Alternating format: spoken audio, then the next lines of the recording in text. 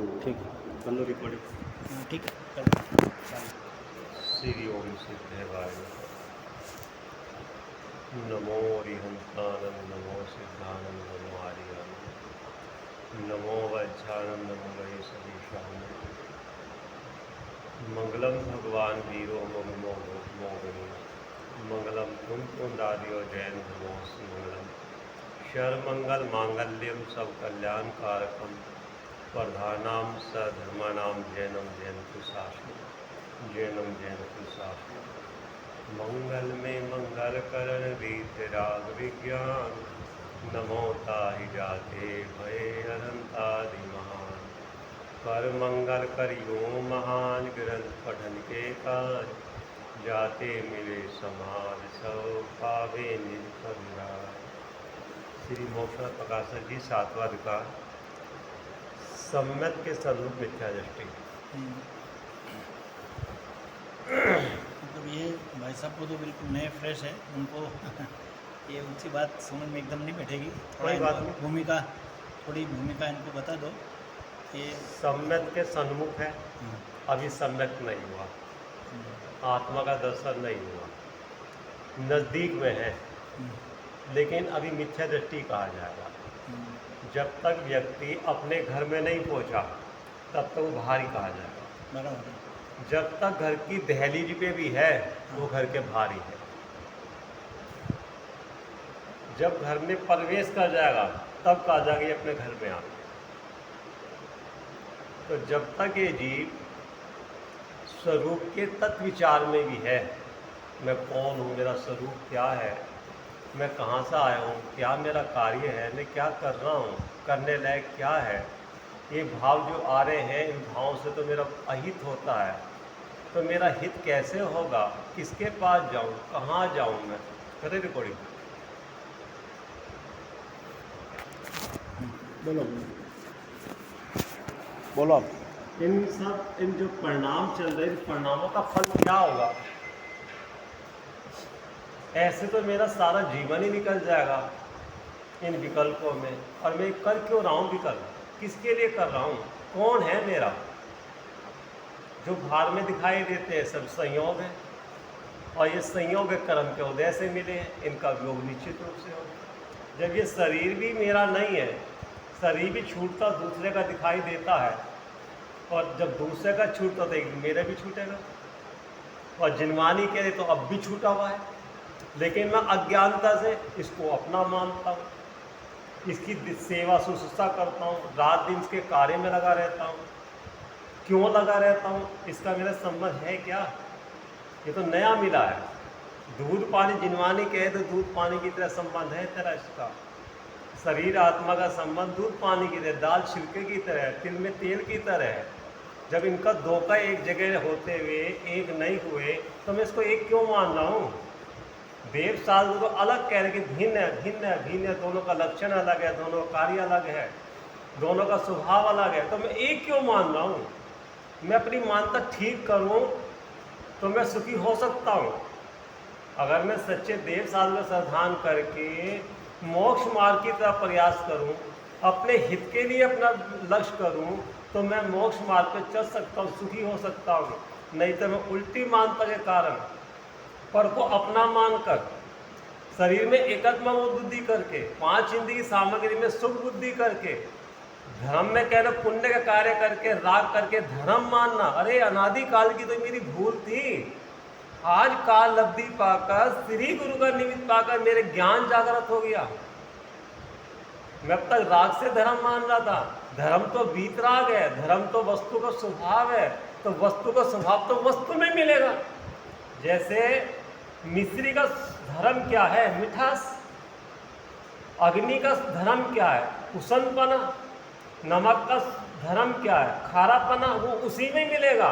तो मेरे जीव धर्म का धर्म क्या है कि शांतपना, चेतनपना, क्षमामाई, शांतमयी, वो जीव का धर्म है, वो उसी में मिलेगा, अन्य में नहीं मिल सकता। तो मैं अपने सुख के लिए बाहर में क्यों खोज रहा हूँ, बाहर में क्यों जा रहा हूँ। कभी स्त्री के पास, कभी पुत्र के पास, कभी जड़ वैभव के लिए मैं सुखी मानता हूँ कि इससे सुखी हो जाऊंगा, इनको इकट्ठा करने लग रहा हूँ, मेरी ज्ञान चेतना सारी की सारी बाहर में काम कर रही है। अहो आत्मा, अब मुझे इन सब के चक्कर में नहीं फंसना, अब मुझे अपना हित नहीं करना। अब तो जो सच्चे देव साधु मुझे मार्ग बता रहे हैं, उन्हीं मार्ग का श्रद्धान करके मुझे स्वयं पर भेद ज्ञान, जिससे मेरी आत्मा का हित हो। ऐसे तत्व विचार करता हुआ जीव अभी भारी ही है, उसे आत्मा के सन्मुख कहा। तो आत्मा के सन्मुख कहा, अभी उसका भार में है। जब ऐसे विचार करते करते अपने स्वरूप में मैंपना आएगा, उसमें मैंपना स्वीकार करेगा कि ज्ञान दर्शन में जो आत्म तत्व ये मैं हूँ, जो निरंतर जानने में आ रहा है। क्या जानने में आ रहा है? राग जानने में आ रहा है, 5 चिंता के विषय जानने में आ रहे हैं, सर्दी गर्दी जानने में आ रहे हैं। इन सबको कौन जान रहा है? अभी आप बाहर से चल के आए हो, गर्मी लग रही है, कौन जान रहा है गर्मी को? शरीर जान रहा है कि ज्ञान जान रहा है? अगर ज्ञान नहीं होता तो कैसे जानते आप? वो मुर्दा पड़ा गर्मी में, उसे तो नहीं गर्मी का एहसास हो। पसीने आ रहे, भाव हो रहे कि रुमाल से पूछ लो। तो ये किन्ने कहा? पसीने पूछने की जो क्रिया हुई, शरीर पुद्गल की हुई, भाव हुए वो राग भाव हुए, जाना किन्ने दोनों क्रिया को? अरे वो मैं हूं।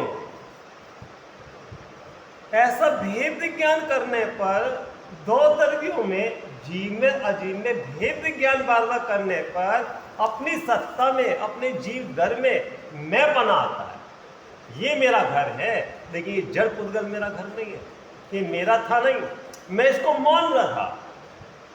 ये बालक मेरा नहीं है, ये शरीर मेरा नहीं है, ये स्त्री मेरी नहीं है, मकान मेरा नहीं, मैंने इसको बनाया नहीं है कि हमने बड़ी मेहनत करके मकान बनाया। तो तूने कैसे बना दिया? तेरा काम तो जानना देखना तत्व है। तू जीव तत्व है, जीव धर्म है, जीव पदार्थ है, जीव वस्तु है, तू पुद्गल नहीं है। तेरा काम वहां जानना देखना है। तू इधर से उधर कुछ कर ही नहीं सकता, परदर्वियों को हटा नहीं सकता, उन्हें इकट्ठा कर नहीं सकता, भेज नहीं सकता, परिवर्तन नहीं कर सकता, तेरा हो नहीं सकता। और ये वास्तव में दिखाई भी देता है। जब शरीर की हम इतनी चेष्टा करते हैं, शरीर ही हमारे साथ से चलता नहीं दिखाई देता, तो फिर जगत के और अन्य पदार्थ जो शरीर से भिन्न है, अंतंता भाव है, जिनको मैं अपना कहता हूं, अपना कहते हुए क्या मेरे हुए क्या मैं उनके लिए रात दिन इतना सोचता हूं, क्या वो मेरे हो रहे हैं क्या? मेरी आज्ञा में चलते हैं क्या? जैसा जैसा मैं उनको अपने आज्ञा चलाना चाहता हूं, और विपरीत चलते हैं, विपरीत बोलते हैं, विपरीत सोचते हैं, और मैं फिर भी मोह के नशे में उनकी तरफ चेष्टा कर रहा हूं, मेरे हो जावे मैं। अरे प्रभु, ये सब संयोग कैसे हैं कि जैसे धर्मशाला में यात्री इकट्ठे हो जाते हैं, पेड़ पे पंछी आके इकट्ठे हो जाते हैं, रैन बसेरा करते हैं, और सुबह होते ही सब अपने अपने दिशा में चले। वहां में तो आपस में ममत नहीं करते, एकत्र नहीं करते, तो मैं क्यों कर रहा हूं? ये भी देख रैन बसेरा है। ये परिवार की कुटुंब के 10 यात्री अलग अलग गतियों से आके यहाँ इकट्ठे हो गए, इनका शरीर का संयोग हो गया तो मेरे हो गए, तो मैं इनको अपना क्यों मान रहा हूँ? जब ये मेरे को अपना नहीं मानते, मेरे हिसाब से नहीं चलते, तो मैं इनको अपना क्यों मानूं? और मेरे लिए कमी क्या है जो इनको अपने अनुसार से चलाने की कोशिश करूँ? अगर ये मेरे हिसाब से नहीं चल रहे तो मुझे नुकसान क्या है? और मेरे हिसाब से चल रहे मुझे क्या लाभ है? क्यों? मैं ज्ञान दर्शनमयी तत्व हूँ, आनंदमयी तत्व हूँ, प्रभुतामयी तत्व हूँ। अरे मैं सुख से लबालब भरा हुआ हूँ, तो मैं अपने सुखी होने के लिए, निराकुल होने के लिए इन जड़ पदार्थों के पास क्यों जाऊँ? जब आपके घर में पूरा वैभव भरा पड़ा है, आपके घर में पूरा वैभव भरा पड़ा है, तो दरिद्री होकर दूसरे के पास क्यों जाऊं? जब मेरे घर में माल भरा पड़ा है, तो एक बार देख। वो जिनेन्द्र देव कह रहे हैं कि मैंने भी देखा है अपने में, तू भी अपने में देख कि किस विधि से देख कि अपने ज्ञान को अंदर में ले जा, अपना उपयोग को बाहर में मत देख। बाहर में जो दिखाई दे रहा सब पुद्गल है, उस पुद्गल में सुख नहीं है। मैं भी अंदर में देख रहा हूं कि अंदर में ही सुख है और मुझे आया है। अगर मुझे सुख नहीं आता तो देख मेरी दशा को, देख अपनी दशा को, देख मेरी दशा का मिलान कर। तू हर समय परेशान रहता है और तू मेरे पास जब भी आएगा मैं बिल्कुल शांत मुद्रा में बैठा दिखाई दूंगा। तो उसका मतलब क्या है कि मेरा तू मूर्ख, तू एक बार विचार तो कर कि मेरे पास संयोग सामग्री सारी पूरी की पूरी और झपट्टे मार मार के इकट्ठी करने लग रहा हूँ, तब भी मैं आकुल व्याकुल, और मेरे पास कुछ भी नहीं है, तिल तुस भी नहीं है, धागा तक का नहीं है, सर पे छत नहीं है, कोई सेवा करने वाला नहीं है, कोई वस्त्राभूषण नहीं है, फिर भी मैं निराकुल। मेरी दशा को देख के तुझे ज्ञान नहीं होता क्या? मेरी दशा को देख के निर्णय नहीं होता कि कौन सुखी और कौन दुखी है और किसके आशय से ये सुखी हुई?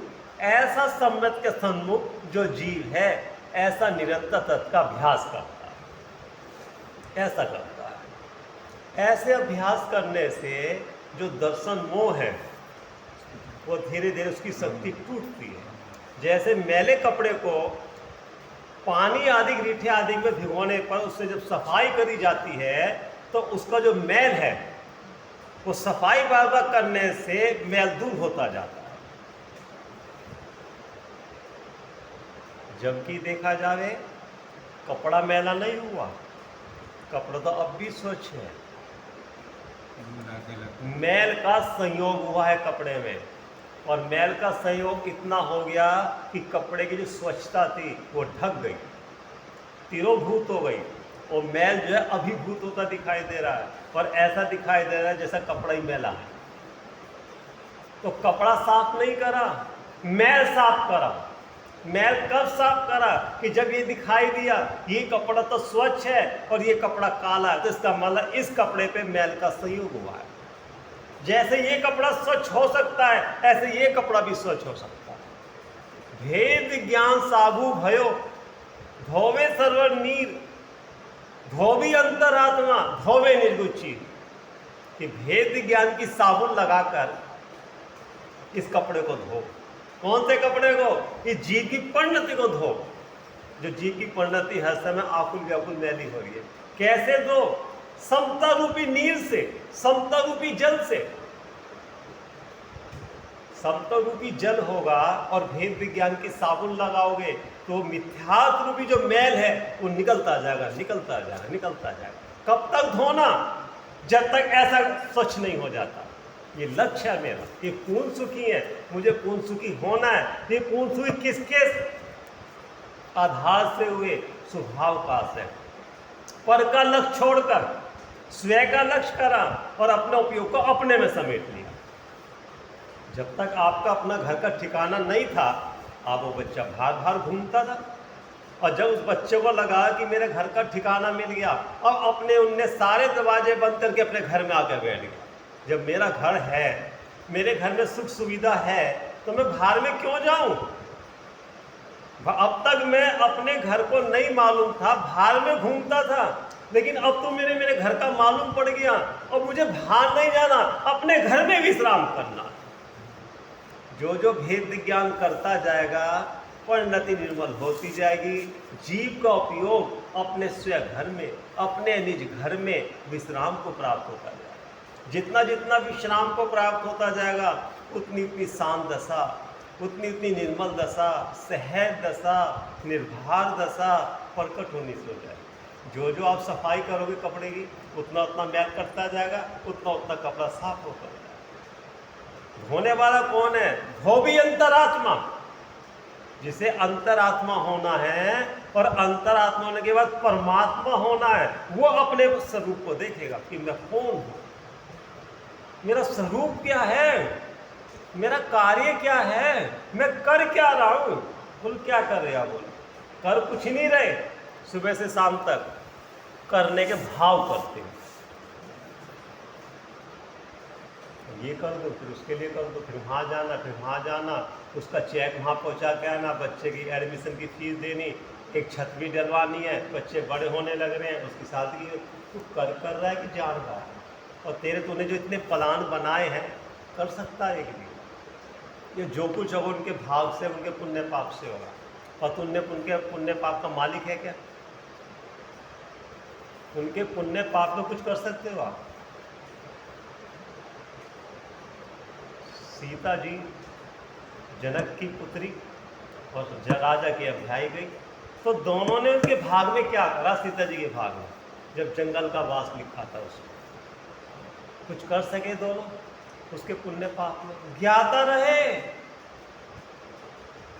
हम नहीं कर सकते। जो इस जीव ने पूर्व में अपने को भूलकर शुभ अशुभ भाव करे, उन भाव का करता वो जीव ही है और उसका फल भी वही भोगेगा, हम नहीं भोग सकते।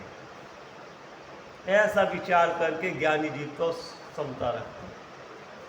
वही जीव भोगेगा अपन बोलते हैं, तो जीव कौन है? वही तो है स्वयं। वही तो है जितने परिणाम भाव करे तो अपने को। हाँ, तो परिणाम उसने किए तो उसके उदय में मतलब वही फल भोगना पड़ता है। वनवास होने के बाद रामचंद्र जी, सीता, लक्ष्मण जी अयोध्या छोड़ के, अयोध्या के नगर में जो उद्यान में मुनि सुरनाथ का चैतालय बना हुआ था, तो रात को वे तीनों वहीं सो गए।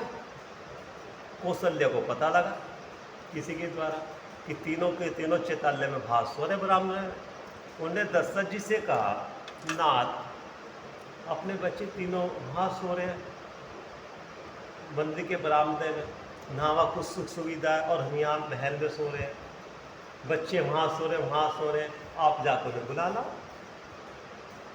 तो दशरथ ने कहा, हे कौशल्या, क्या तू नहीं जानती माँ बाप केवल जन्म के अधिकारी हैं, उनके पुण्य पाप के अधिकारी नहीं। उनके भाग में जो लिखा है, जहाँ लिखा है, जिस क्षेत्र में लिखा है, जिस निमित्त में लिखा है, हम उसमें कुछ भी नहीं कर सकते। हे कौशल्या, तू ज्ञाता रहे। अगर तुम ऐसा वस्तु को स्वरूप विचार करो, तुम्हारी विकल्प मिट जाए। जितने दिन तक इनको जंगल का वास है और जिन जिन से इनको मिलना है, हम रोक नहीं पाने के।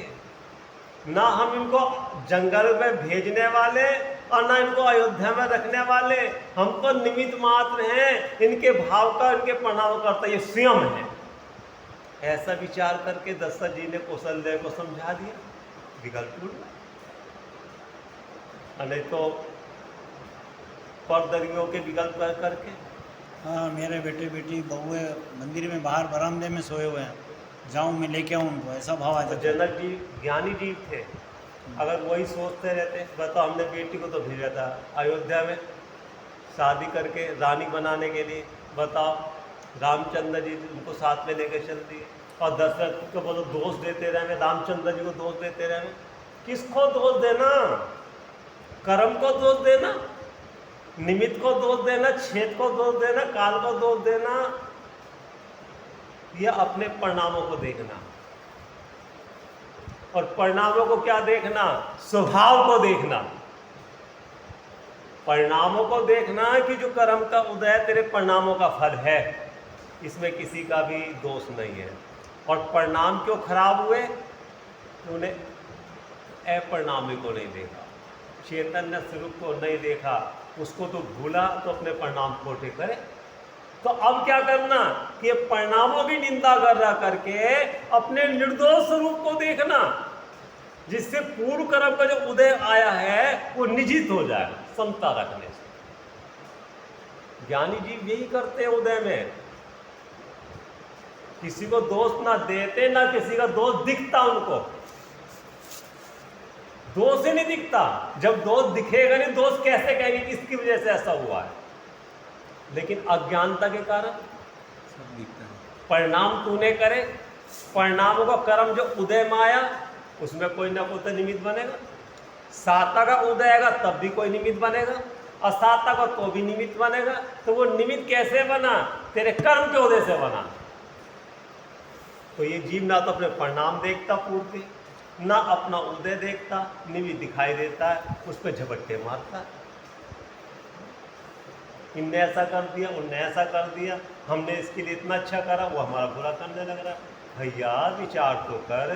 जिनवानी तो ये कह रही है अपना अच्छा बुरा अपने परिणामों से होता है।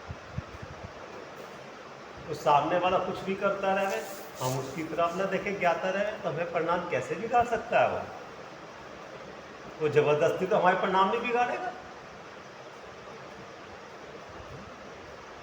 सेठ सुदर्शन मुनि अवस्था में थे, सेठ की अवस्था थे, गृहस्थी अवस्था में वो अभिया रानी से अपने महल में ले आई और उससे अनेक प्रकार की चेष्टा करती रही। तो सेठ सुदर्शन के परिणाम तो नहीं बिगड़े, वो तो विकार रूप नहीं हुए। कर्म का उदय भी था, निमित्त भी था, लेकिन आप उन्होंने अपना आश्रय किसका लिया? निर्कारी तत्व का आश्रय लिया, तो उनके परिणाम में विकार उत्पन्न नहीं हुआ। तो पर करता है, पर की वजह से ऐसा होता है, तो वस्तु रूप से विपरीत है, उसका नाम मिथ्यात्व है। अगर परिणाम बिगाड़ती तो बिगड़ जाते उसके, लेकिन उनने नहीं बिगाड़े, स्वयं से बिगड़ते हैं। जब जीव अपने को भूलता है, उस राग में सुख मानता है, तो परिणाम बिगड़ते हैं। ऐसा जानकर वह जीव जिसको सुखी होना है, जिसे संसार से निकलना है, जो मोह राग देश के विकल्पों से दुखी हो गया, थक गया, वो जीव की बात करें।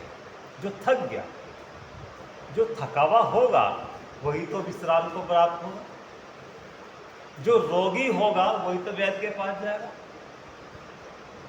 और जो थका ही नहीं भी संसार शरीर होगा, उसे तो मजा आ रहा है विकल्प। वो सारा देखिए, 4 मंजिल की कोठी, 10 नौकर, 3-4 गाड़ी खड़ी हैं, और बस घंटी बजा, नौकर खड़ा सलाम मारता है, बोलो सेठ जी क्या काम। तो मजे आते हैं उसके अंदर। ये नहीं पता ये मजे सादा नहीं रहने वाले, ऐसी हैं, शाश्वत नहीं है। जिस कुर्सी के नीचे बैठा है, वो कुर्सी खिसकते देर नहीं लगेगी। तो 6 खंड के वैभव चक्रवर्ती सदाकाल चक्रवर्ती नहीं रहते, उनके नाम, उनके नीचे से ही कुर्सी खिसकती है। तो चक्रवर्ती नाम लिखने के लिए गए विजय पर्वत पे, नाम लिखने को जगह नहीं मिली, उनका मान भंग हो गया। हाथी बैठ के गए ना कि मैं चक्रवर्ती, ऐसे ये बैठता गाड़ी में बैठ के, मैं सेठ, नगर का सेठ, नगर का मंत्री, मेरे जैसा कोई नहीं। अरे प्रभु, ऐसे ऐसे बहुत हो गए और होते रहेंगे, ये सदा काल नहीं रहते। लेकिन शाश्वत पद तो एक ज्ञायक पद है, देखो वो बदलता है क्या? अगर पद में सुख होता तो शांति कुंतरनाथ 3 तीर्थंकर 4-4 पद, 3-3 पद के धारी तीर्थंकर, चक्रवर्ती और कामदेव, शांति कुंतरनाथ 3 तीर्थंकर 3-3 पद के धारी।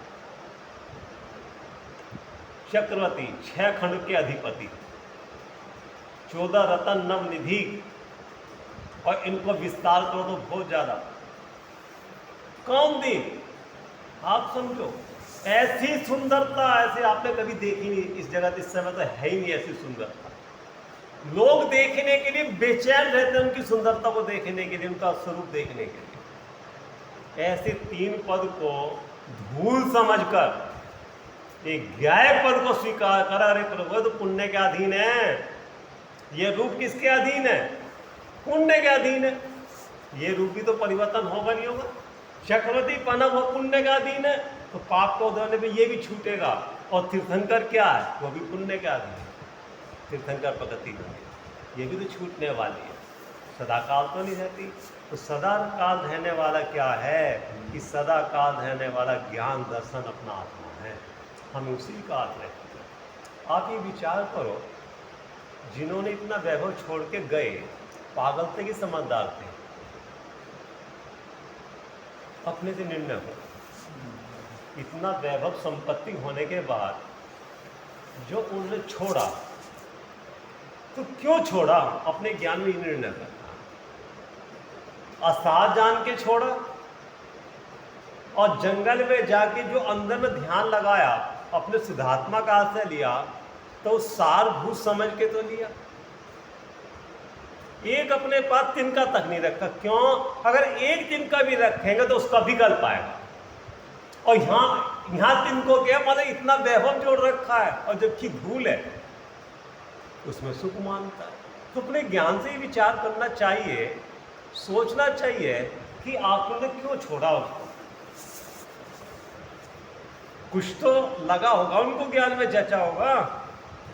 और 3 ज्ञान के धारी में तीर्थंकर अगर साधना करना चाहते तो घर में रहकर भी कर सकते थे। सम्यक दर्शन, मति शुद्ध, अवधि, मन, 3 ज्ञान के धारी, अवधि ज्ञान तक 3 ज्ञान के धारी, मति शुद्ध, अवधि। तो 3 ज्ञान के धारी होकर महल को छोड़ के, महल तो बहुत बड़ा था, वहीं जंगल बना के वहीं रह रहते, पर के संयोग में रहकर विकल्प आए बिना नहीं रहते। अंदर से मैंपना छोड़ा, बाहर में राग छोड़ा, तो उसका त्याग कर दिया। स्वभाव का ग्रहण किया, स्वभाव का ग्रहण होने पर पल का त्याग हो जाता है। घर में घुसने पर गाड़ी का त्याग हो जाता है, घर में घुसने के बाद गली मोहल्ले का त्याग। ये अपने घर में आ गए ना, अपने घर में विश्राम करेंगे ना, अपने घर में सुख है, वो सब पर घर है। पर घर भटक भटक बहुत दिन पाए, नाम अनेक धराए, हम कहू निज घर ना आए। हम कहू निज नाम धरा, अनेक नाम धराए, अनेक माता पिता के घर जन्म लिए, लेकिन कबू निज घर नहीं आए। हम कबू निज घर आए, ऐसी भावना करो, हम कब निज घर आवे। जो सम्यक के सन्मुख मिथ्या दृष्टि है, निरंतर उसका तत्काभ्यास ऐसे चलता है, खाली आत्मा संबंधी नहीं चलता कि मैं शुद्ध बुद्ध हूँ। एक एक चीज का विचार करता है, एक एक चीज पे भेद विज्ञान करता है। आप तेल डालने वाला व्यक्ति जब सिर में तेल डालता है तो खाली एक ही जगह डालता है कि एक एक मांग को डाल डाल के तेल डालता है सब में? एक जगह तो नहीं, पूरी सीसी उड़ेल देता, पूरी मांग कर करके सारे सिर की, तब एक एक मांग में मांग डालते कि सारे में पहुंच जा रहे। ऐसे विचार भेद विज्ञान करना, एक एक चीज से भेद विज्ञान। जहां जहां तेरा जुड़ान है, जिस जिसके प्रति तेरा आकर्षण है, जहां जहां तेरा राग उमड़ता है, रुचि जाती है, सबका निर्णय करना, सबसे भेद विज्ञान करना। और भेद विज्ञान करके क्या करना? अभेद में समा जाना, एक में समा जाना। अनेक में रहते हुए भी एक को नहीं भूलना, संयोगों में रहकर भी अपने को अकेला देखना, अनित्य भावों में नित्य ज्ञान को देखना। भाव तो अनित्य है ना, लेकिन इनको जानने वाला नित्य रहता है। खन खन सामग्री में अखंड को देखना, कर्म के उदय में कर्म से अपने को भिन्न देखना, राग के काल में वीतराग स्वभाव को यह देखना कि देखो राग ये है और ये वीतराग स्वभाव है। देखो अब सम्यक के सन्मुख जो मिथ्या दृष्टि है उसका निरूपण करते हैं। सम्यक के सन्मुख है लेकिन अभी सम्यक नहीं हुआ, इसलिए भी मिथ्या दृष्टि नाम ही पाएगा। मजिस्ट्रेट है, ये राष्ट्रपति है, राष्ट्रपति का चुनाव हो गया, डिक्लेयर हो गया, अभी डिक्लेयर नहीं हुआ कि ये जीत गया, शपथ नहीं ली, सहन नहीं करे, अभी राष्ट्रपति नहीं कहलाएगा। जब उसमें सहन कर देगा और कुर्सी मिल जाएगी तब राष्ट्रपति कहलाएगा। जबकि जीत गया लेकिन अभी राष्ट्रपति बना नहीं, शपथ लेने। ऐसे ही जब तक सम्यक नहीं होगा, अपने घर में प्रवेश नहीं कर लेगा, तब तक आ जाएगा मिथ्या दृष्टि। देखो कोई मंद कसाय आदि का कान पाकर, मंद कसाय, कसाय की मंदता, ज्ञानावनी कर्मों का छोकसम हुआ। जो ज्ञानावनी 8 कर्म थे उनका उदय मंद पड़ा। जब कसाय का कर्म का उदय तीव्र होता है तब धर्म की बात स्वाति नहीं हो सकती। और कितनी भी धर्म की बात उससे करो, वो धर्म की निंदा करना शुरू कर देगा उससे कि तुम्हें धर्म की पड़ी है और यह खाने पीने के डाले बने। कोई मंद कसाय का कान पाकर ज्ञानावनी कर्म का छोकसम हुआ, मंद में, जिससे तत्विचार करने की शक्ति हुई। अब जब यहाँ बैठे हो ना आप, हम कसाय की मंदता से बैठे हो, और कसाय की मंदता से अगर तीव्रता होती यहाँ नहीं बैठते। इन्होंने आवाज लगाई, आप रुक गए ना। क्यों? कसाय की मंदता थी। ज्ञान ने कहा कि कहीं मेरे हित की बात होगी, चलो आध घंटा बैठो, कुछ तो लाभ होगा। और अगर कसाय की तीव्रता बहुत ज़्यादा तीव्र होता, 1 घंटा बेकार होगा मेरा यहाँ बैठ के, और ये तो वही बात करेंगे, तो इससे मुझे मिलेगा क्या? अगर कसाय की तीव्रता होती मोह की, जिससे तत्विचार करने की शक्ति हुई। तत्विचार माने अपना हित का विचार करने की शक्ति हुई, तथा मोह मंद हुआ। 8 कर्म में मोह, दर्शन मोह और चारित मोह 2 भेद है। जब दर्शन मोह तीव्र होता है तो चारित मोह भी तीव्र होता है। क्रोध मान वाला कसाय, विषयों की प्रवृत्ति। और जब चारित मोह मंद होता है तब दर्शन मोह भी मंद पड़ जाता है। ऐसा है संबंध है इनका आपस में। और तभी जीव को सत्समागम और सत्समागम में तत्व की बात रुचती है जब दोनों मन होगा, जिससे तत्व विचार में उद्यम होगा। तत्व माने अपने स्वरूप का विचार करने में उद्यम हुआ कि मैं कौन हूँ, मेरा स्वरूप क्या है, ये मैं हूँ क्या, ये तो मैं दिखता नहीं क्यों, ये तो छूटता है और दूसरा का छूटता दिखाई देता है। लेकिन इसमें कुछ जानने वाला है। अभी जानने वाला इतना तो मालूम हुआ कि वो जानने वाला है, ठीक है। अगर वो जानने वाला नहीं होता तो डिसीजन कौन देता मेरे को हर चीज़ में। कोई भी आप काम करते हो, करने से पहले अंदर डिसीजन आता है कि ऐसे नहीं ऐसे करना, ऐसे नहीं ऐसे बोलना, लेकिन आज तक भी हमने उसकी तरफ लक्ष्य नहीं करा। ये जो पीछे से हमें रास्ता बता रहा है, कभी एक बार भी उसकी तरफ देखें कि वो कौन है जो हमें रास्ता बता रहा है। जबकि लौकिक में कोई आपको बार बार पीछे से इशारा करके रास्ता हित की बात बता रहे तो फिर जिज्ञासा होगी ना कि मैं उससे मिलूं, उसका उपकार मानूं। लेकिन यहाँ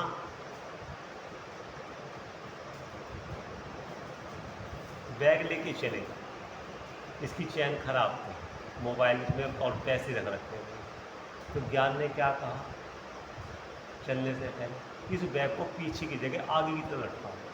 पीछे अगर किसी ने कर लिया तो पता नहीं, आगे रहेगा तो सुरक्षित है। और आपने ज्ञान की आवाज़ सुनकर आगे कर लिया, इसमें तो सावधान हुए, लेकिन बताया किसने, उसमें सावधानी तो नहीं करी। ख्याल वाली बात। या तो समझदारी जीव ऐसा दिखा रहा है कुछ नहीं होगा, कुछ नहीं कटेगा, तो ज्ञान की नहीं सुनी। एक जीव है वो ज्ञान की सुनता है, लेकिन ज्ञान की सुनता बाहर के कार्य में सुनता है, और ज्ञान जो अंदर की बात बताता है उसकी नहीं सुनता।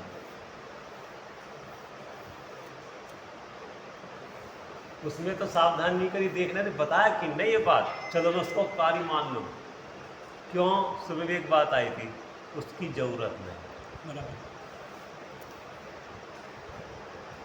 भोजन करने से पेट भरता, ये सरभान है। ऑफिस से बैठता हूँ 5-7 हज़ार का काम कर लेता हूँ, ये सरभान है।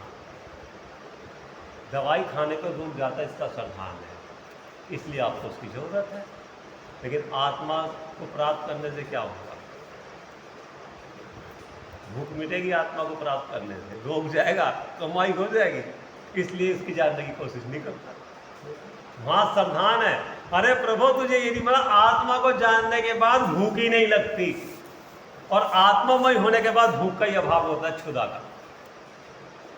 आत्मा को जानने में जो रोग आदि के वो मन पड़ते हैं, और आत्मामय होने पर रोग ही नहीं रहता जब शरीर नहीं रहता। आत्मा को जानने पर कमाने की जरूरत नहीं पड़ती, पुण्य इकट्ठा होता अपने आप ही, और आत्मामय होने के बाद सामग्री जुटती ही रहती कमाई की। तो क्या कमाई कर रहे हैं अपनी सुख की कमाई। इसलिए कहा आत्मा ऐसी वस्तु है जिसको प्राप्त होने के बाद जगत की बात सारी वस्तु तुच्छ दिखाई देती है। जब आत्म अनुभव आवे तब कुछ और ना सुहावे, सब रस बेरस हो जावे, कथा नाटक कोहत्वर सब छीन हो जावे, दूर हो जावे। जब आत्म अनुभव आवे तब कुछ ना सुहावे, कुछ नहीं पाता। जैसे मोह के नशे में जब कमाई होती है व्यापारी को कुछ नहीं सुहाता, भोजन भी नहीं सुहाता। भोजन का टिफिन रहता सुबह का भी शाम का भी, टिफिन वापिस जाता उसे कुछ नहीं रहता, नोट समा। ऐसे मुनि राज को अपना अतिंद्य आनंद सुहारा से कुछ नहीं सुहारा। देखो, जिससे तत्व विचार में उद्यम हुआ और भार्य निमित्त देव गुरु सात आदि को, भार का निमित्त मेरा देव सात गुरु का, उनसे सच्चे उपदेश का लाभ हुआ। सच्चा उपदेश और झूठा उपदेश क्या? झूठा उपदेश देने वालों को कदम कदम पे मिलेंगे। भैया एक मकान बना ले, बच्चों की शादी कर दे, तब तो तेरा वह गुजारा हो जाएगा। बच्चों की शादी हो जाएगी, सेवा ठहर करेंगे, तुझे कमाने की जरूरत नहीं पड़ेगी। ये उपदेश देने वाले तो बहुत हैं। भैया शरीर कमजोर है, अपने किसी वैद्य को दिखा, ताकत हो जाएगी, नहीं तो बुढ़ापा आ जाए, कोई नहीं। ये उपदेश देने वाले बहुत हैं, घर घर में हैं, लेकिन सच्चा उपदेश देने वाले भैया अपना हित कर। कब तक विकल्प में फंसा रहेगा? अब तू कर सकता है और अब भी नहीं करा, तू कहाँ जाके पड़ेगा?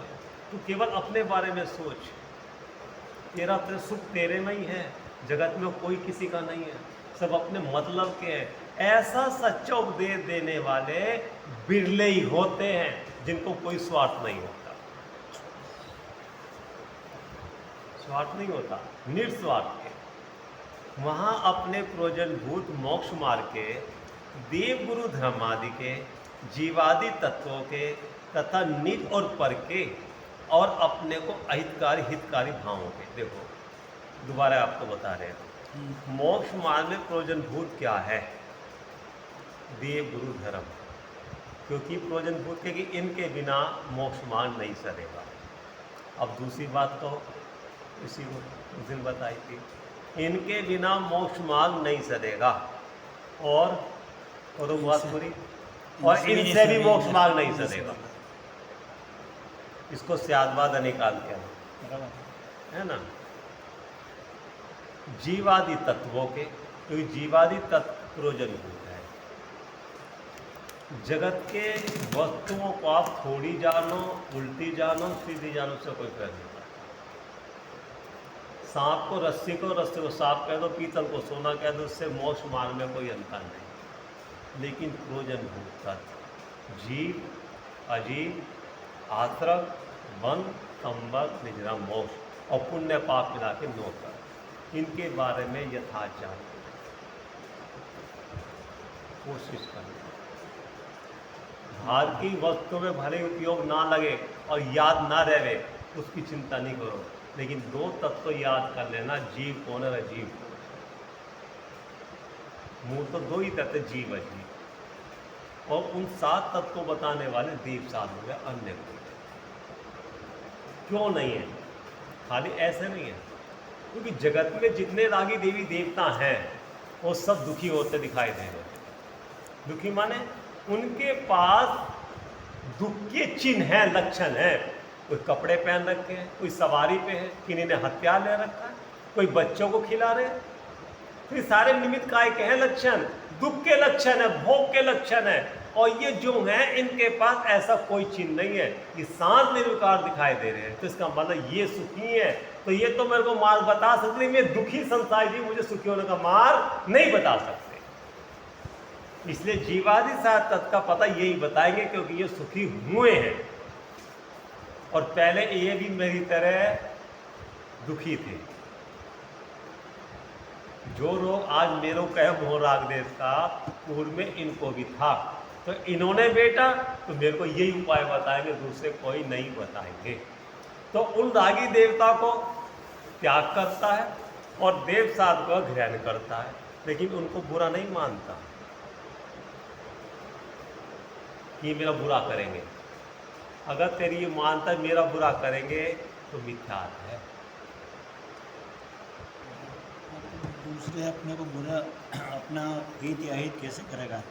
मतलब बुरा माने मेरी आत्मा का ये, मैं इनका सहयोग लेता तो बुरा होता है मेरा। मतलब ये दोनों ही स्वतंत्र है, स्वाधीन है, दोनों द्रव्य स्वाधीन है। मतलब वो भी मेरा हित अहित नहीं कर सकते और मैं भी उनका हित अहित नहीं कर सकता। बस आप अपने में पूर्ण हो, स्वाधीन हो, स्वतंत्र हो, शुद्ध हो, पूर्ण हो, जैसे कि वो भी द्रव्य भी पूर्ण है। लेकिन अनादिकाल से कुटे बैठिए, पहले उनको भला मान रहा था। हाँ मान रहा था, लेकिन ये बात का कि मेरा काम चलेगा। अब जब कहा कि तेरा काम इनसे नहीं निकलने लगा, तेरा काम तो, अब उनको बुरा अनिष्ट मानने लगा। लेकिन इस अनिष्ट तो कोई है ही नहीं ना।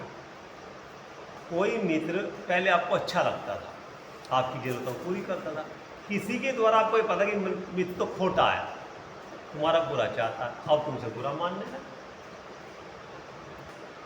समता रखो ना, मध्यस्थ हो जाओ, ना वो अच्छा ना बुरा, न राग करो ना द्वेष करो किसी से। उनको छोड़ दो, क्यों? उनसे हमारा कार्य नहीं होता। ये पड़ोसी हमारे काम नहीं आता, मध्यस्थ रहो पड़ोसी से, ना वो अच्छा ना बुरा। ऐसे ही हमारा भला तो बीत रात देव साधनों से ही होगा, उनसे नहीं होला तो मध्यस्थ हो जाओ। ना उनकी प्रशंसा करना, ना उनकी निंदा करना। प्रशंसा करे तो राग है, और निंदा कर रहा द्वेष है। दोनों में कसाय है, मध्यस्थ। और वहां से मध्यस्थ होकर इनका सावधान करे, इनके प्रति समर्पित हो। बिना समर्पित हुए कोई किसी को रास्ता नहीं बताता। और ये नहीं कहते तुम मेरे को समर्पित हो मेरे ऊपर। अपना कार्य करने के लिए इनकी सेवा भक्ति गुणगान, उसका नाम समर्पित है। तेरी सेवा करने से वो खुश नहीं होने वाले, और नहीं करने वाले तेरे को श्राप नहीं देने के तो जा तेरा बुरा हो जाएगा, वो तो बीत रागी है। उनकी भक्ति करने से तुम्हारे परिणाम की विशुद्धि होगी, कर्मों की मनता होगी, और समेत तत् की प्राप्ति अपने आप होगी। बस इतना निमित्त वृत्ति संबंध है। प्रयोजन भू जीवादि सत्यों का, निज का और पर का, ये भी प्रयोजन भूत है। अगर निज पर की पहचान नहीं करी तो जिससे अलग होना है उससे अलग कैसे होंगे।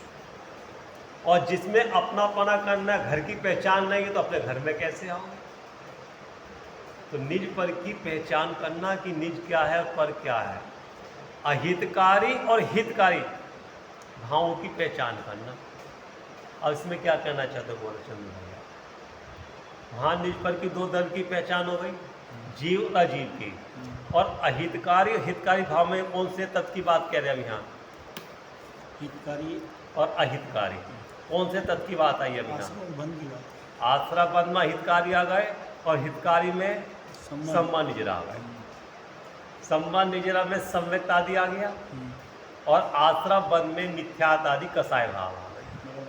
तो जब तक तुझे मिथ्यात आदि कसाय भावों की पहचान नहीं होगी तो उनको छोड़ने का उद्यम नहीं करेगा। और सम्मान निजरा आदि भाव में शांति में, सहजता में तुझे उसका लक्षण की फीलिंग नहीं हुई तो आत्मा को ग्रहण कैसे करेगा? तो उन मिथ्यात आदि कसाय भाव को तो बुरे मानकर छोड़ना, उनके निमित्त को भी छोड़ना, और सम्मान निजरा के जो भाव हैं निर्मल भाव, उनको पहचान कर ग्रहण करना, और उनके निमित्त को भी ग्रहण करना। सम्मान निजरा में निमित्त कौन है? मुनिराज। मुख्य सम्मान निजरा मुनिराज को होती है। और मोक्ष रूप जिनेन्द्रिय हो गए, तो इनको ग्रहण करना। और आश्रम मत में जो निमित्त थे विषय का साधिक, उनका बुद्धिपूर्वक त्याग करना। वैद्य भी औषधि देता है, साथ में क्या कहता है? पथ कुपथ का विचार करके खाना, जिससे रोग बढ़ता हो उससे दूर है।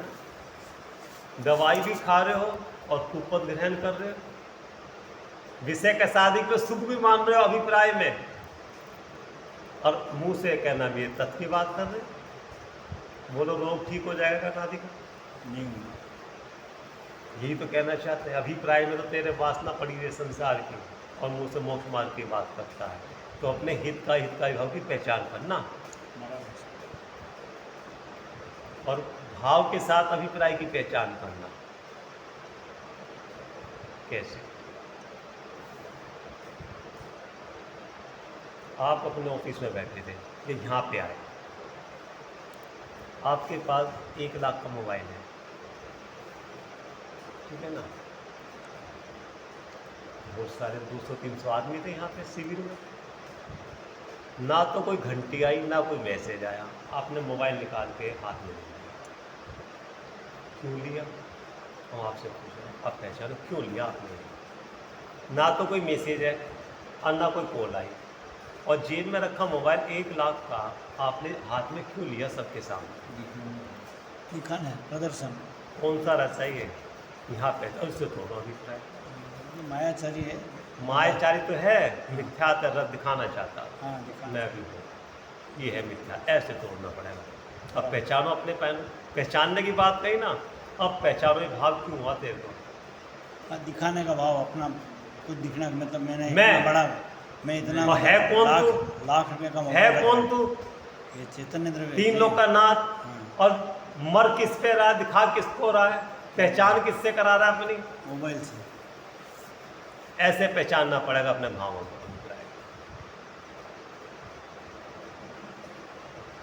आप घर में बहुत सारे मंदिर के समाज के बहुत आदमी आए हुए। आपने अपने बेटे को बुलाया, अरे वो संस्था वाले आए थे, तूने चेक दे दिया क्या 5 लाख का उनको? समझ रहे बात? कोई जिगर नहीं, कोई कुछ नहीं। यहाँ मंदिर के समाज के आदमी आए हैं और अपने लड़के को बुलाते हैं, जरा यहाँ आइए। वो सुबह फ़ोन आया था उनका समाज वाले का, फला बुजुर्ग आश्रम का, बच्चों के आश्रम का, तूने चेक काट के दे दिया 2 लाख का उनको? कि नहीं पापा, जा दिया। तो जिगर छेड़ा तो ले सना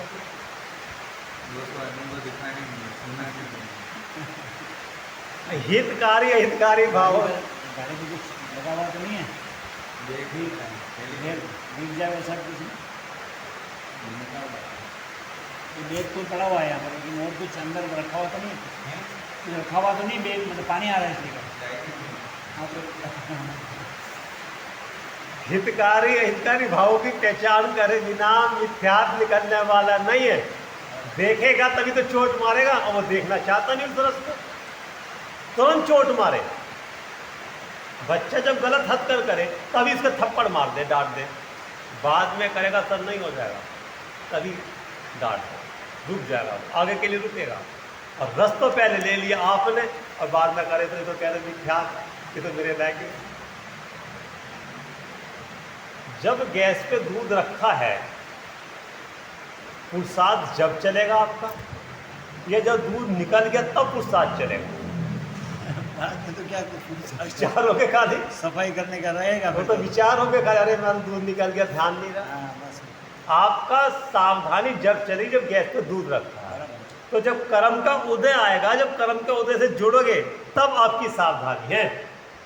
कर्म की उदय की काल में फिर आ गया फल दे गया, फिर बाद खाली में विचार करते रहो, अरे ये तो गलती हो गई, ये तो मेरा काम नहीं था, मेरा लायक नहीं था। अब तो चोर चढ़ेगा, लाठी पीट चढ़ेगा, जब तो रस ले लिया तूने। इतनी सावधानी, जिसका लक्ष्य हो गया ना, तो जो बीमारी का कारण है उस बीमारी के कारण पे चोट मारता है बार बार, और अपनी अस्थि की महिमा करके उसका बल लाता है। यह है पुरुषार्थ। वहां देखिए तेरे अंदर में चल क्या रहा है, और सुनो। विज्ञान कोई धर्म की किताब तो नहीं है? धर्म की वो लिखा हुआ कुछ तो ये इस पे चौकी करा, ऊपर सुनो। कहीं शिविर में गए आप हमारे साथ गए या सुमन जी के साथ गए, वहाँ सुमन जी स्वाध्याय में अगर अधिकतर जो अपने नज़दीक का होता है उसका नाम बार बार लिया जाता है, जैसे हम ले लेते हैं बार बार, कि हमारी जानकारी आपसे और उसको नाम जानते हैं। और जब सभा में आपका नाम लिया जाएगा, हाँ, तो अंदर में यूँ लगता है कि गिलगिले पड़ते हैं, मतलब देखो, मतलब मेरी प्रशंसा हो रही, मेरा नाम लिया जा रहा है। बस सोचते हैं कि इन्हीं का नाम हाँ, इन्हीं का बार-बार नाम ले ले रहे रहे हैं। हैं। हाँ, ऐसा अब रस चढ़ता है इसको। मैं इनके नज़दीक में हूँ, मैं इनको अच्छी तरह से जानता हूँ, निकट रहता हूँ, ये रस चढ़ता है। और चारों तरफ देखता, जब नाम भूलता है कोई देख तो नहीं रहा, ये है रस को पहचान। बराबर। और आपका नाम नहीं लिया, अब देखो कैसा लगता है कि देखो हाँ, दूसरे का तो ले रहे हैं, मेरा नहीं ले रहे। और मैं कितने नज़दीक में सामने सेवा बैठा टहला होता हूँ, सामने बैठा मैं हूँ, तो फिर- पागल हूँ, मैं इनके चक्कर में बिना मतलब का फंस रहा हूँ। 24 घंटे वही चंदू भाई तुम ये कर दो, अब बोलो जरा सा भी, इनको नाम लेने में क्या दिक्कत है? तेरा नाम नहीं है, ये तेरा नाम है ही नहीं। ऐसे पहचान होती, इसकी मिथ्या हितकारी भाव की पहचान हो तभी तो छोड़ेगा। बराबर। जहर लेने लग रहा, जहर की पहचान नहीं करेगा मर जाएगा। ये प्रशंसा भी जहर है और निंदा भी जहर है, दोनों का रस चढ़ता है।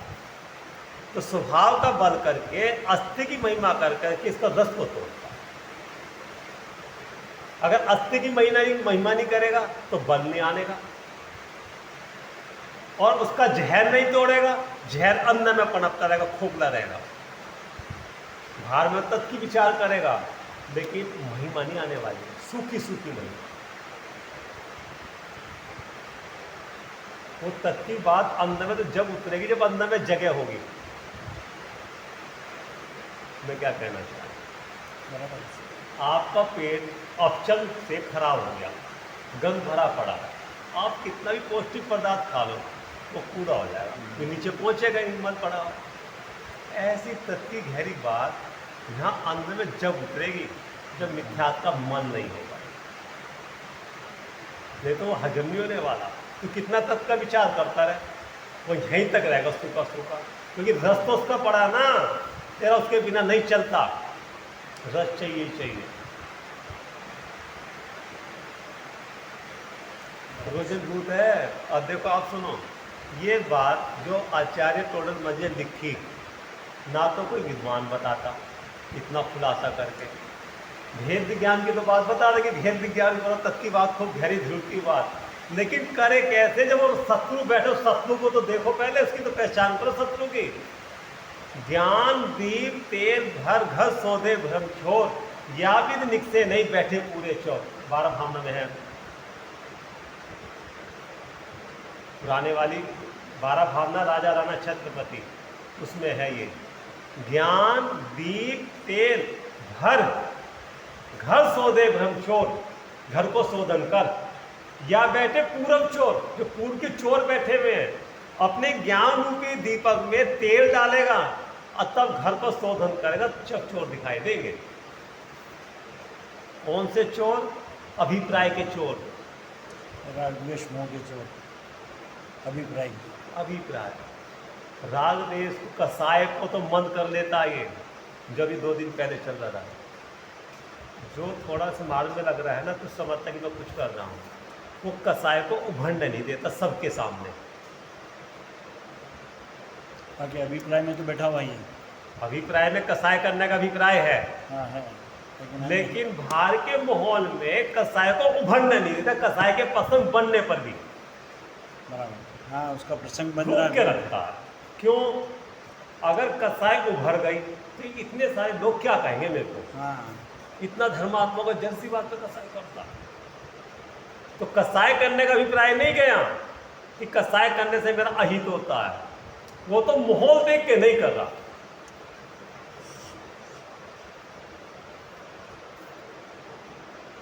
बराबर, सही है। और जब किया चाहे का पहले तो ये निकाल अपनी बीमारी।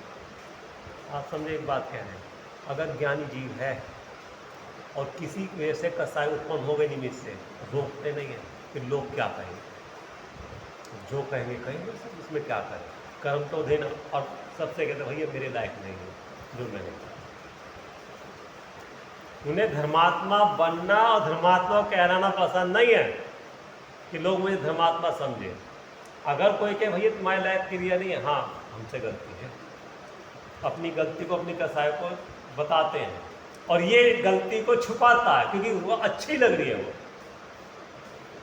किसी सेठ के यहाँ, नगर सेठ के यहाँ पार्टी थी, दृष्टांत आता है, बड़े उद्योगपति मिनिस्टर वगैरह सब उसके पार्टी में शामिल, घर का नौकर सबको खाना परोस रहा था।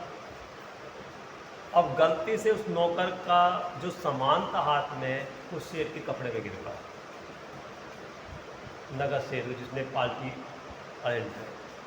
अब सबका इतने लोग आए हुए और अपना दयापना तो दिखाना था, धर्मात्मा पने का, और नौकर थर-थर काँप रहा कि मालिक कुछ कहेंगे, डराएंगे, मारेंगे, पीटेंगे। मालिक ने नौकर को बोला यहाँ, उससे कपड़ा लिया और अपने हाथ कपड़े साफ करके ध्यान से काम कर, इतने प्यार से कहा ध्यान से काम कर, जल्दबाजी काहे की है, अच्छा काम कर। उसका धर्मात्मापना देखकर सब वाह कर,